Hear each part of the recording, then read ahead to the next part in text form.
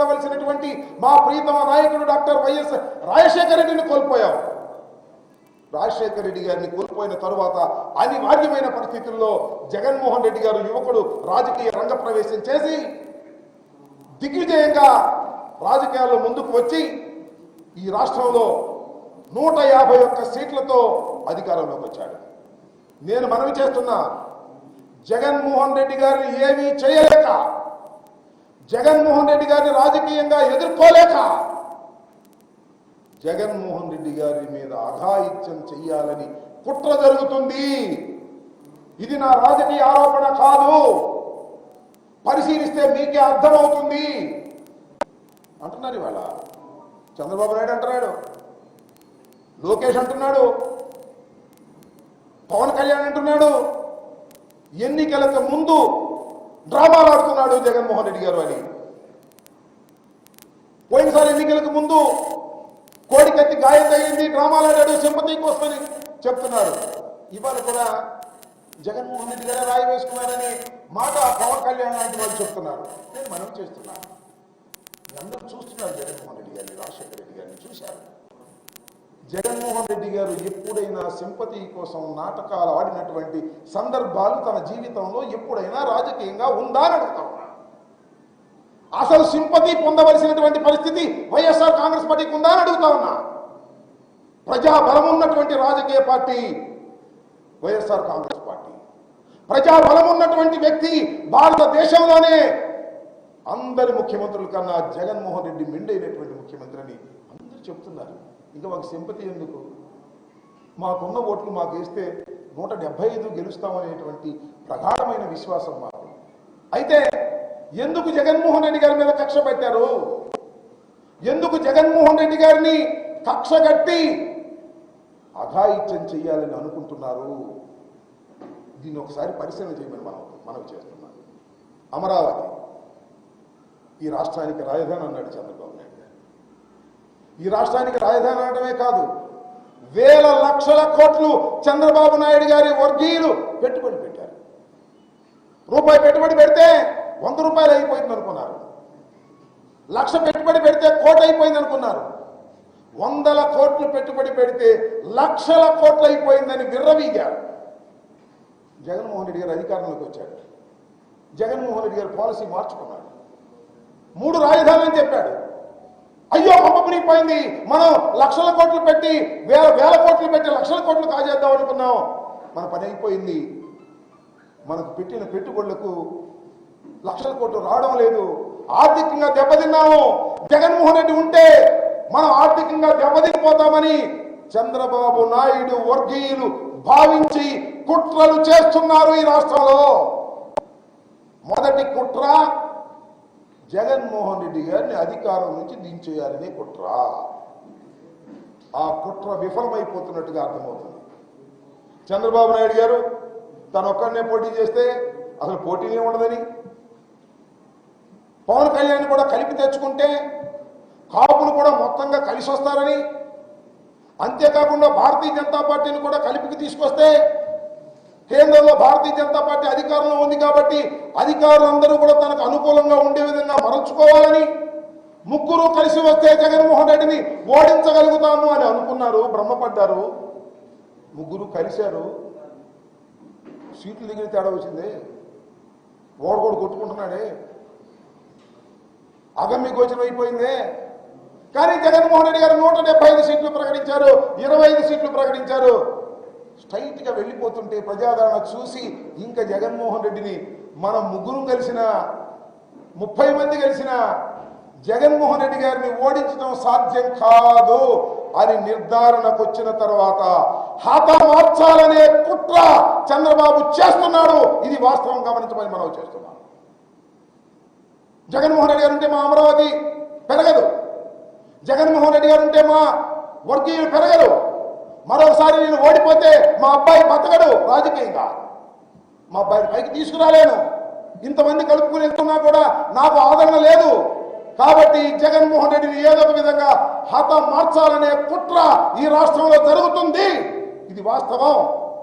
నేను మనవి చేస్తున్నా, చంద్రబాబు, పవన్ కళ్యాణ్ మా జగన్మోహన్ రెడ్డి గారి మీద మరొక్కసారి రాయి పడినా మరొకటి జరిగినా ఈ రాష్ట్ర ప్రజలు క్షమించరంటే క్షమించండి మనం చేస్తున్నాం.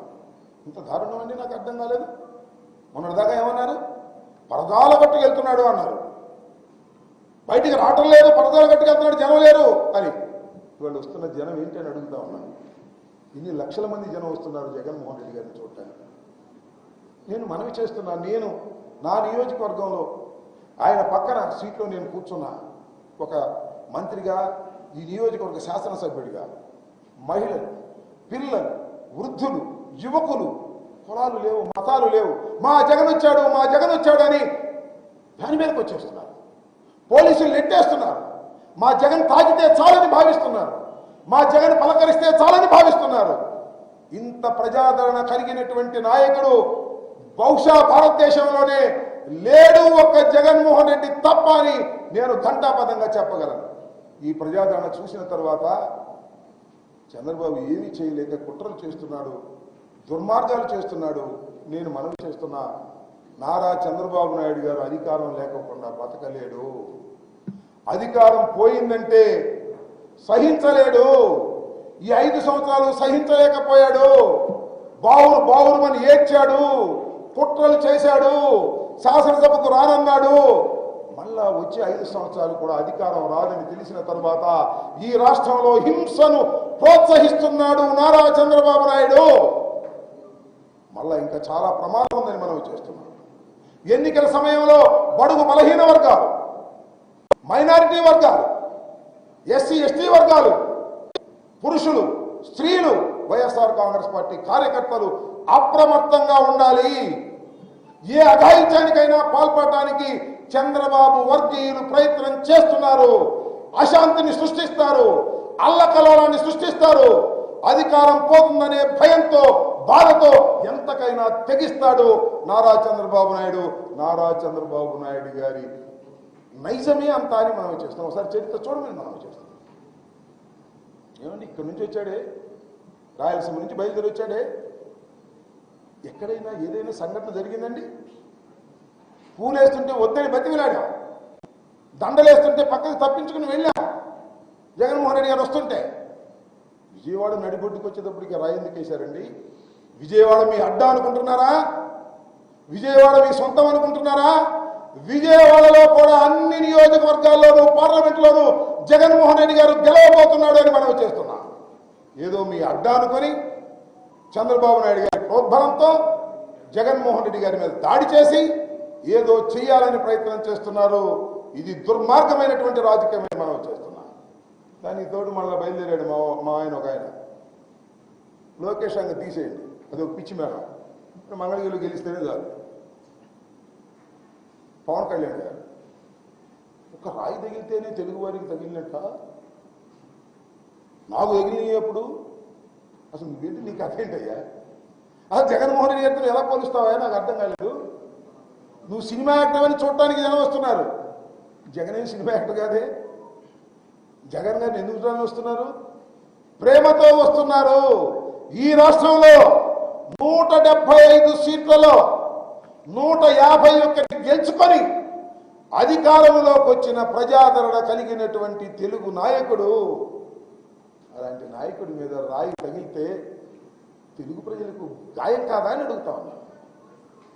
తెలుగు ప్రజలకు గాయం అయిందంటే ఏదో ఎగతలిగా మాట్లాడుతున్నారు. మరి పవన్ కళ్యాణ్ గారు అసలు మీకు అర్హత ఏముంది నాకు అడుగుతా ఉన్నా.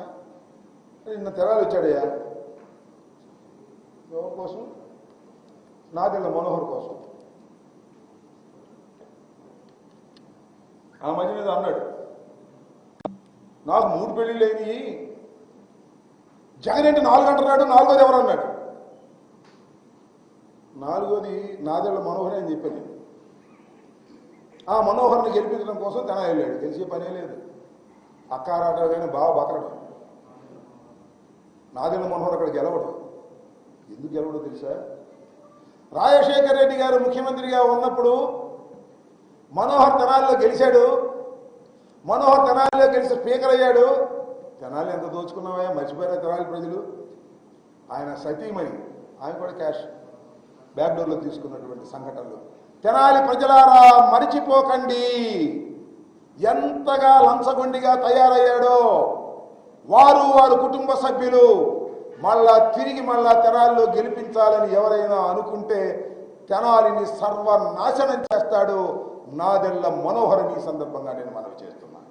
ఆ నాదెళ్ల మనోహర్ మీటింగ్కి వచ్చి జగన్మోహన్ రెడ్డి గారిని విమర్శ చేసేటటువంటి కార్యక్రమం.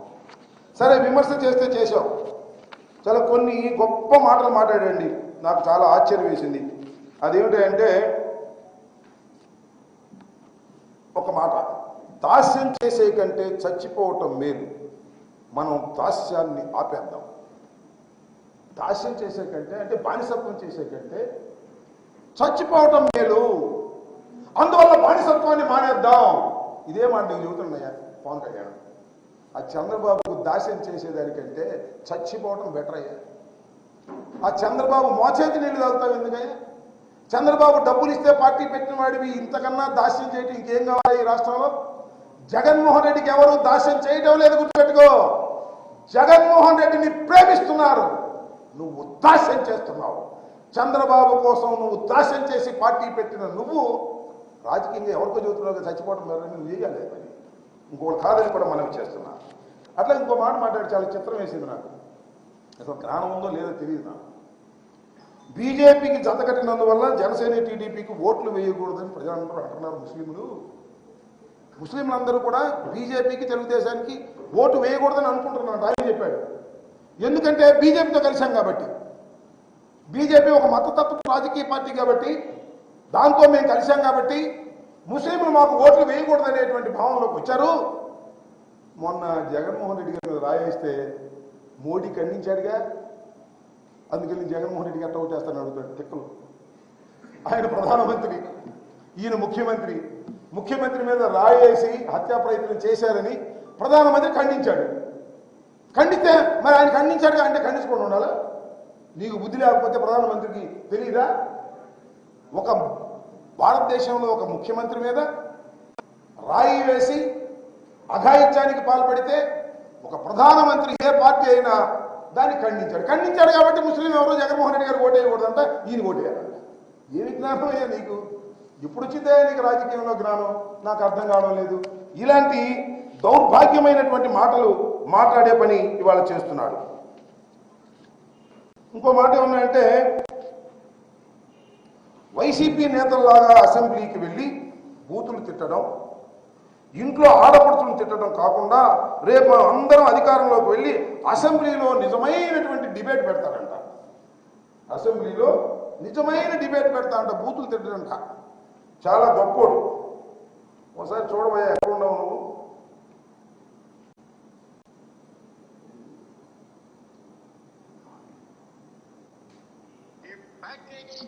ప్యాకేజ్ అనే సన్నాసి నా కొడుకులు ఎవరు?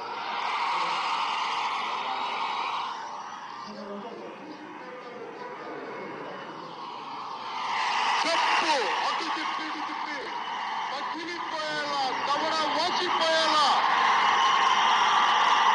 చెప్పు పెట్టి కొడతాం కొడకల్లారా. ఒక్కొక్కడికి తమాషాలుగా ఉందా కొడకల్లారా?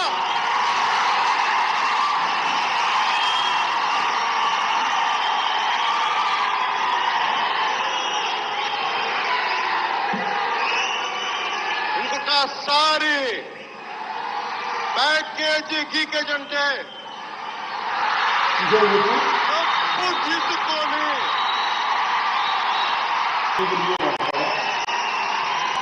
ఎదవల్లారా.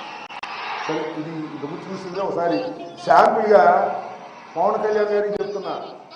అయ్యా పవన్ కళ్యాణ్ గారు, మీరు ఒకసారి యూట్యూబ్లో కొట్టి చూసుకోండి. మీరు ఎంత భయంకరంగా మాట్లాడారో. శాసనసభలోకి మీలా బూతులు తిట్టేవాడిని శాసనసభకు పంపించడానికి పిఠాపురంలో ప్రజలు సిద్ధంగా ఉన్నారా? ఏమన్నావయ్యా నువ్వు? జగన్మోహన్ రెడ్డిని సైకో అంటున్నాడు చంద్రబాబు నాయుడు. అసలు సైకో పవన్ కళ్యాణ్. ఎప్పుడు లేచిపోతాడో తెలియదు. కాళ్ళకు ఉండాల్సిన చెప్పులు తీసి నా కొడకల్లారా ఏమన్నాడు? నా కొడకల్లారా.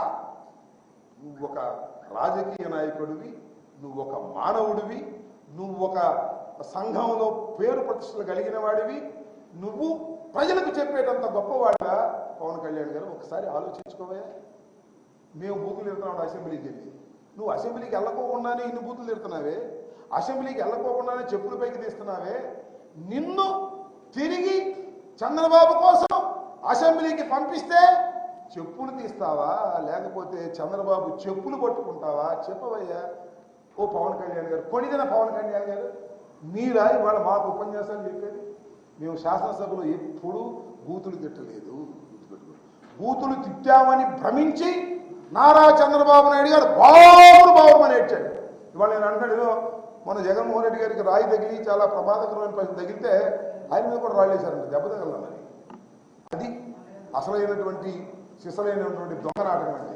ఇక్కడ కౌంటర్ కోసం ఈనాడు రామోజీరావు సలహా ఒకటి, అదేవిధంగా రాధాకృష్ణ సలహాతో కేవలం 2 రాళ్ళు వేసి మా మీద కూడా రాళ్ళు వేశారు, మా మీద కూడా రాళ్ళు వేశారని కౌంటర్ ప్లాన్ చేసుకునే దశకు మీరు వెళ్ళారు. మీరంతా కుట్రదారులయ్యా, దీనిలో ఏ విధమైన సందేహం లేదని కూడా ఈ సందర్భంగా నేను మనవి చేస్తున్నాను. ఇంకొకటి, నా గురించి కూడా చాలా వ్యాఖ్యలు చేశాడు.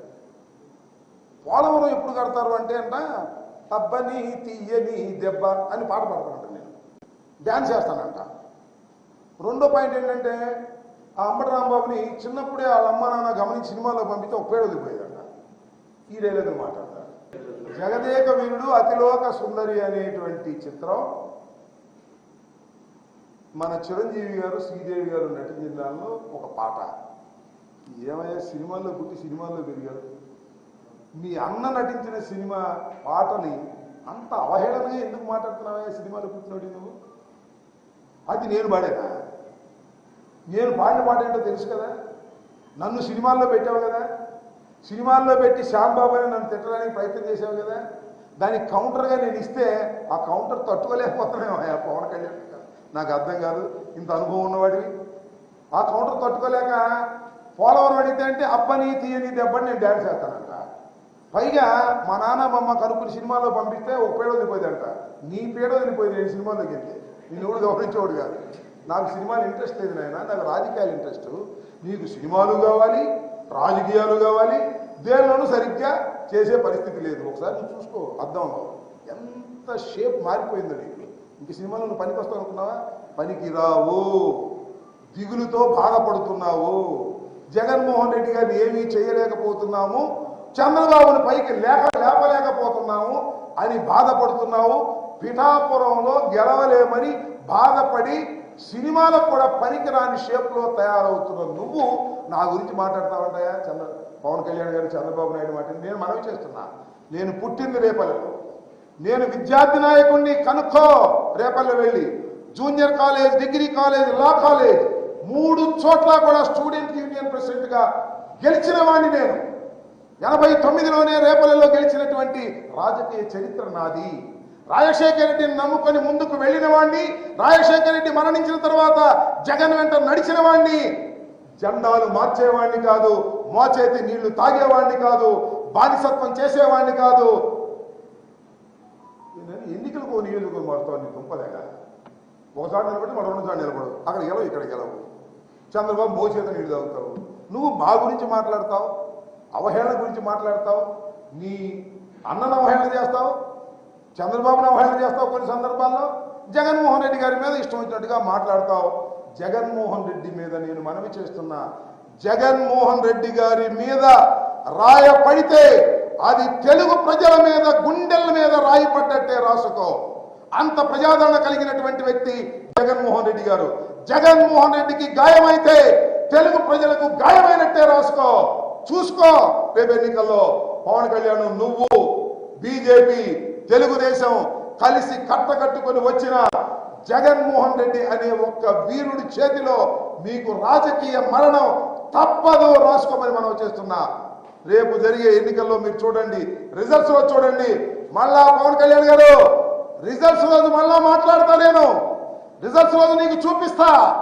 పిఠాపురంలో నువ్వు ఓడిపోబోతున్నావు, రాసుకో. నువ్వు శాసనసభకు వెళ్లే నైతిక అర్హత నీకు లేదు, భవిష్యత్తులో రాదు, గుర్తుపెట్టుకో.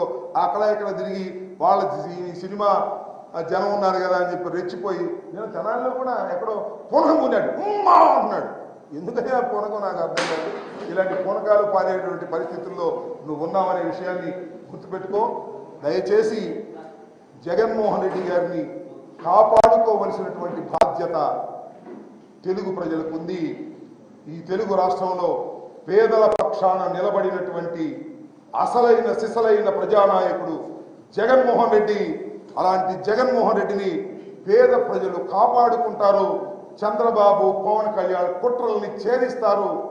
మీరు రాళ్ళేస్తారు, ప్రజలు ఓట్లేస్తారు.